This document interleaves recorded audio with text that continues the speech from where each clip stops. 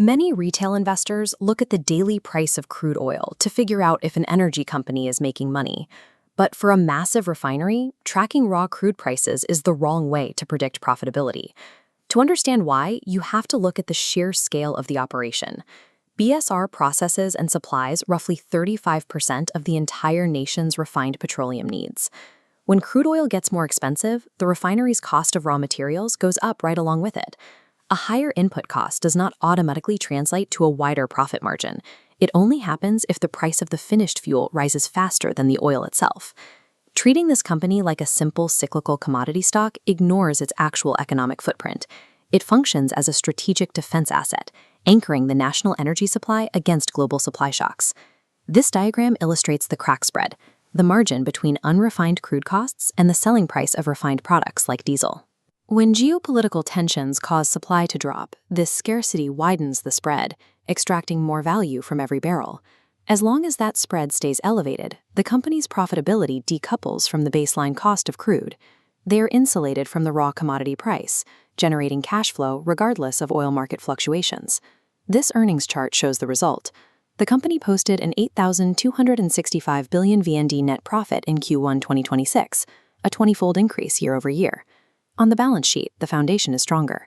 They hold over 42,000 billion VND in cash reserves, against zero long-term debt. This structure means the facility operates as a self-sustaining financial fortress. It generates enough internal liquidity to fully fund its future expansions, without taking on external leverage. Now the government is stepping in with a legislative mandate known as Resolution 79, forcing a shift in how these state assets are capitalized. This pie chart illustrates the current legal bottleneck. The state parent company holds 92.13%. By divesting just 2.13%, state ownership drops below the 90% threshold, satisfying the 10% free float required by securities law. Clearing that hurdle secures the company's premium listing on the Ho Chi Minh City Stock Exchange. More importantly, it clears the path for entry into the VN30 index, which will trigger mandatory automated buying from domestic and international ETFs.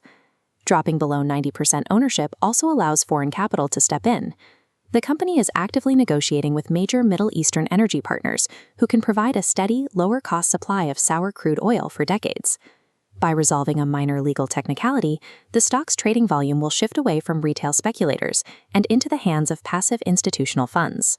All of this capital restructuring is timed to support a $1.25 billion expansion project slated for completion in 2028.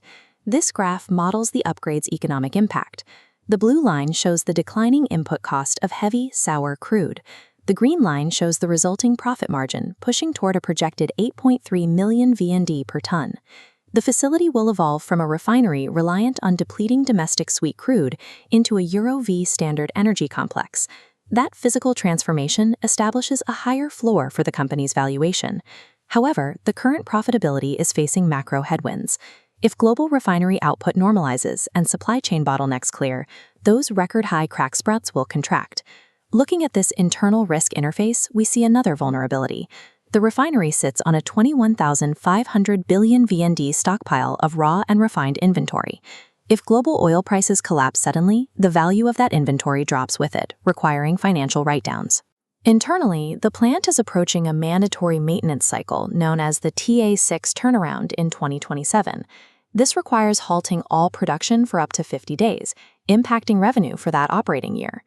These looming headwinds mean the refinery's success relies as much on its inventory strategy as its production volume.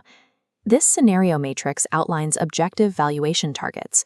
In the base case, assuming 125% capacity, a price-to-earnings multiple expansion to 9x aligns with cash flow. Factoring in the VN30 influx and potential Middle Eastern acquisitions, the bull case pushes the target toward 32,000 VND. The combination of a debt-free balance sheet and incoming regulatory shifts moves BSR from a retail-driven stock to an institutional asset. Positioned for a transition into the VN30, it is entering a period of institutional re-rating.